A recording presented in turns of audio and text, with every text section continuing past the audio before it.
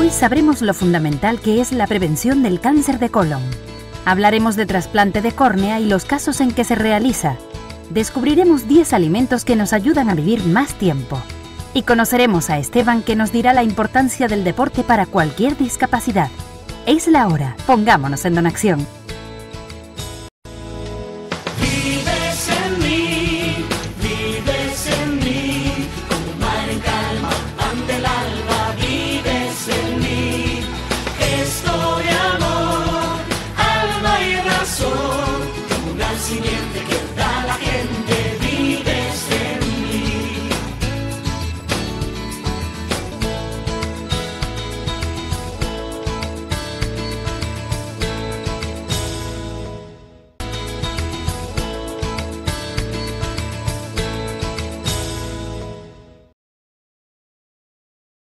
En una consulta de aparato digestivo, una de las patologías más frecuentes que vemos a nivel de todo el territorio nacional es el colon irritable.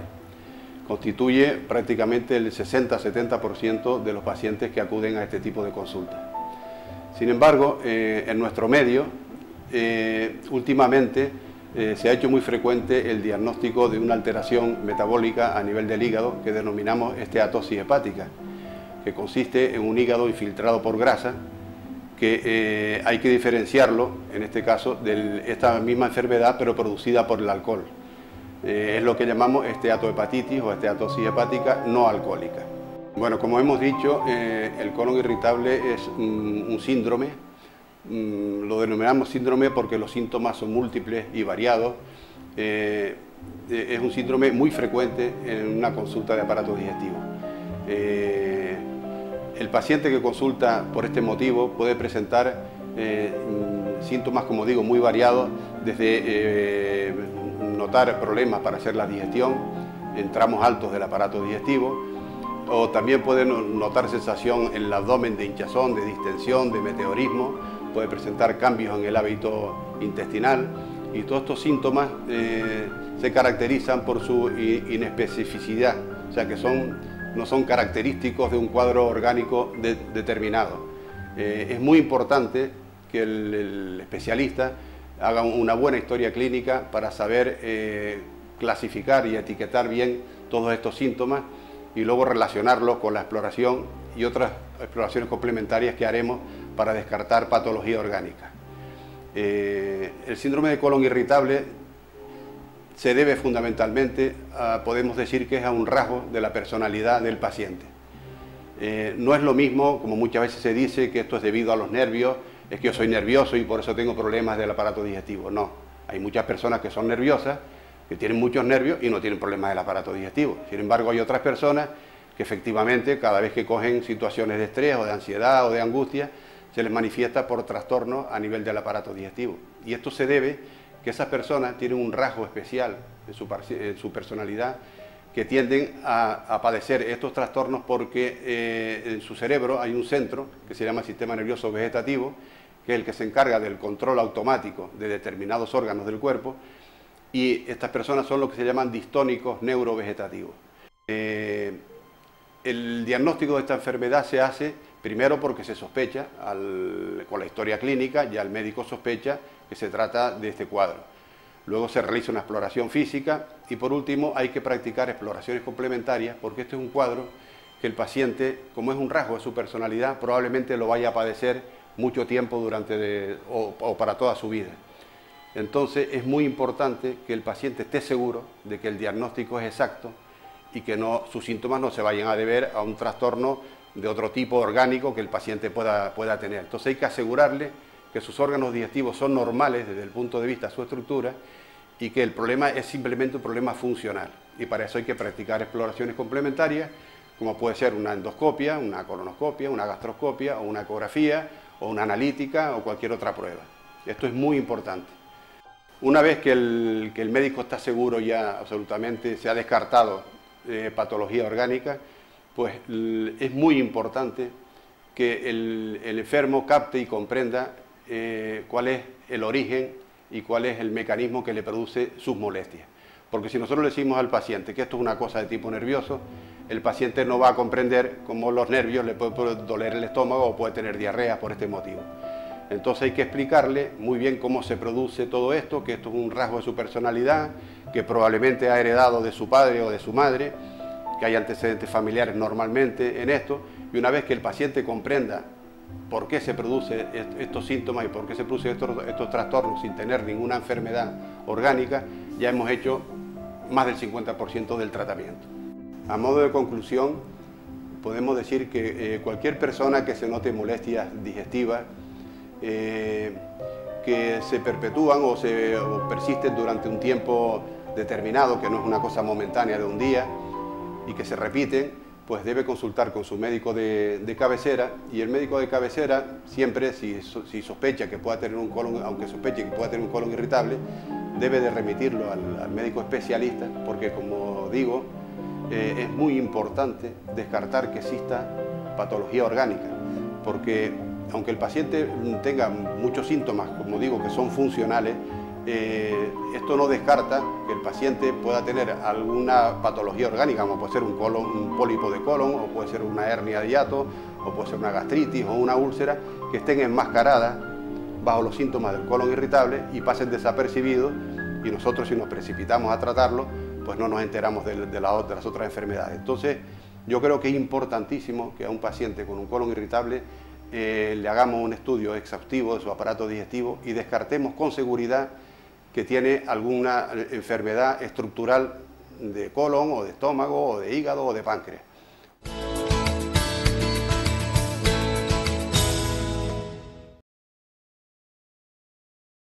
Lo primero que nota la persona es que no está viendo bien. Entonces, a partir de acudir a un oftalmólogo, pues el diagnóstico de las enfermedades de la córnea suele ser bastante evidente, porque es lo primero que vemos cuando examinamos un ojo. Entonces, sí es verdad que a veces saber exactamente qué tipo de enfermedad corneal pues es un poco más complejo, pero que hay un problema en la córnea es relativamente fácil de detectar por un profesional. Una córnea se puede dañar por múltiples razones. Es la parte más expuesta, más anterior del globo ocular, entonces los accidentes, los cuerpos extraños, las heridas y las quemaduras, por un lado. Luego infecciones, hay infecciones sobre todo muy difíciles de tratar y muy recurrentes, como por ejemplo el herpes corneal, que con cada ataque van dejando cicatrices y llega un momento en que la córnea está completamente opacificada. Y luego hay un tipo de enfermedades que ya tienen que ver con la genética y que provocan que haya un deterioro progresivo del tejido corneal, que se empiece a nublar y entonces ya la presencia de una nube importante pues hace imposible ver a través de esa córnea. Vamos a ver, la córnea tiene una gran ventaja con respecto a otros órganos, y es que el sistema inmunitario rara vez llega directamente a atacarla, porque es un tejido que no tiene vasos sanguíneos. Entonces, eso representa una ventaja en el sentido de que hay mayor índice de histocompatibilidad, o sea que es más fácil encontrar un tejido compatible que, por ejemplo, un hígado o un riñón, y, por supuesto, menor índice de rechazos. Pero siempre, evidentemente, hace falta un estudio previo del perfil del paciente, de qué tipo de patología ha ocasionado esa enfermedad, un poco para valorar qué posibilidades de éxito tiene ese trasplante. Como muchas de las operaciones de ojos actualmente, hay un gran despliegue tecnológico que hace que tecnológicamente sea muy compleja, pero de cara al paciente sea bastante más sencilla que años atrás. Ahora mismo la córnea no solo se puede trasplantar entera, como hasta hace pocos años, sino también por capas. Vale decir, está lo que se llama el trasplante de la capa más interna, de la capa endotelial, donde solamente se le retira al enfermo esa capa que está dañada y se sustituye por un endotelio nuevo de donante. Se pueden hacer trasplantes de la mitad del espesor o se puede trasplantar el total de la córnea. Todo dependerá de la profundidad de la enfermedad, de la causa digamos que en cada caso en particular hay que valorar cuál puede ser la técnica más conveniente. Todas tienen su complejidad y todas tienen sus pros y sus contras, pero desde luego que sí que es verdad que la evolución hacia técnicas menos agresivas pues nos está dando mejores resultados. Las córneas que se donan, desde que se extraen, generalmente ya tienen destinatario. O sea, las intervenciones de trasplante se suelen coordinar para que no pase mucho tiempo desde que se extrae el tejido donante hasta que se implanta en el paciente al que hay que operar. Hay unos medios líquidos que proporcionan a la córnea la nutrición necesaria para que ese tejido se mantenga vivo hasta el momento de implantarlo en un paciente. Entonces, no suelen pasar más de 48 o 72 horas, todo lo más. Lo que se entiende como banco de órganos, que la gente cree que es como un depósito con cajitas donde están guardados, en realidad es un banco de datos. Y desde que se extraen los órganos ya hay un centro coordinador de trasplantes que va distribuyendo a distintos centros y a distintos pacientes, de acuerdo a prioridades y a patologías, esos tejidos. Entonces no pasa mucho tiempo desde la extracción hasta que ya están implantados en otra persona. Hombre, vamos a ver, la donación de córneas, al igual que el resto de los órganos, evidentemente es un acto supremo de humanidad, porque ya no vamos a necesitar el cuerpo a partir del día que no estemos aquí, y lo mejor que podemos hacer es que alguien pueda beneficiarse de nuestros órganos para poder llevar adelante una vida más sana, para poder hacerse cargo de su familia, para poder ver crecer a sus hijos o a sus nietos. Yo creo que eso es algo que podemos considerar. Y en la gente que tiene ideas religiosas, yo creo que son ellos fundamentalmente los que deberían apreciar que bueno, que si hay una vida después, pues esta cáscara que llevamos no vale para nada. Comparte tu historia con nosotros. Escríbenos un mail a donaccion@tvcanaria.tv.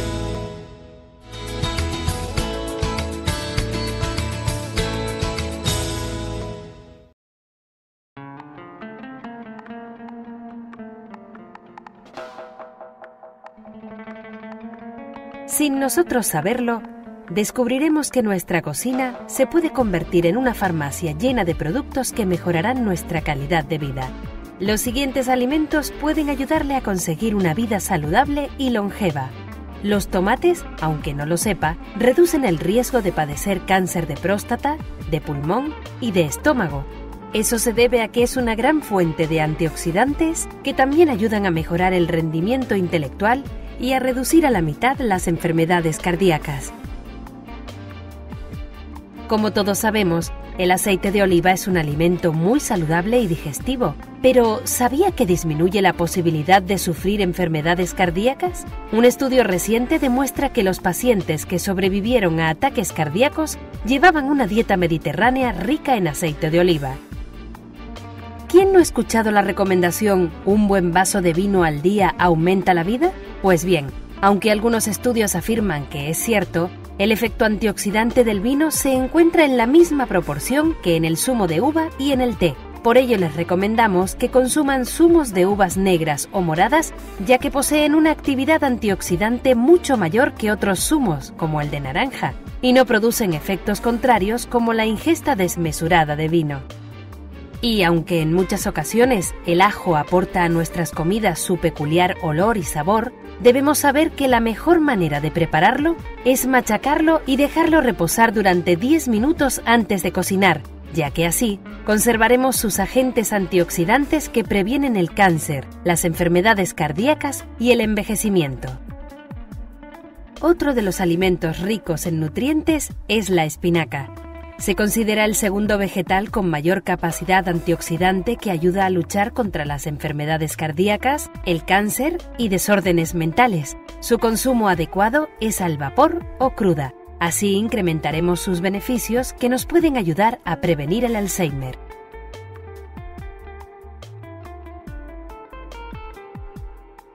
Aunque muchas veces escuchamos que las grasas son perjudiciales para nuestra salud, existen algunas que son totalmente necesarias para que nuestro organismo funcione correctamente. El salmón y otros pescados grasos contienen altas cantidades de omega 3 que hacen maravillas en el cuerpo, luchando virtualmente contra todas las enfermedades crónicas conocidas. Sin él, nuestro cerebro no podría pensar ni nuestro corazón latir, las arterias se bloquearían y se nos inflamarían las articulaciones. La dosis recomendada se compone de 1 o 2 raciones de este rico alimento. Si comenzamos nuestras mañanas con un desayuno rico en cereales, aumentaremos nuestra esperanza de vida en un 15%. Esto es debido a que son una fuente de agentes anticancerígenos que ayudan a estabilizar los niveles de azúcar e insulina y promueven la longevidad. Los panes integrales negros, los cereales tipo All Bran y la avena de toda la vida son excelentes fuentes de cereales. Los frutos secos aportan muchos más beneficios de los que podríamos imaginar. Estudios recientes afirman que disfrutando de 150 gramos a la semana de estos ricos aperitivos, reduciremos en un 40% los ataques cardíacos en las mujeres y ayudaremos a prevenir arritmias en los hombres. Además, también podremos afirmar que las grasas que contienen estos alimentos son positivas para nuestro organismo. Eso sí, los frutos sin salar son mucho más sanos. Por último, no nos olvidemos de una bebida tan sabrosa como saludable, el té. Tanto verde como negro, tiene grandes efectos antioxidantes. Investigadores norteamericanos han descubierto que una taza de té al día reduce las enfermedades cardíacas a la mitad. Por eso es importante que nosotros mismos realicemos la infusión, ya que también está demostrado que la consumición del té embotellado reduce los efectos positivos.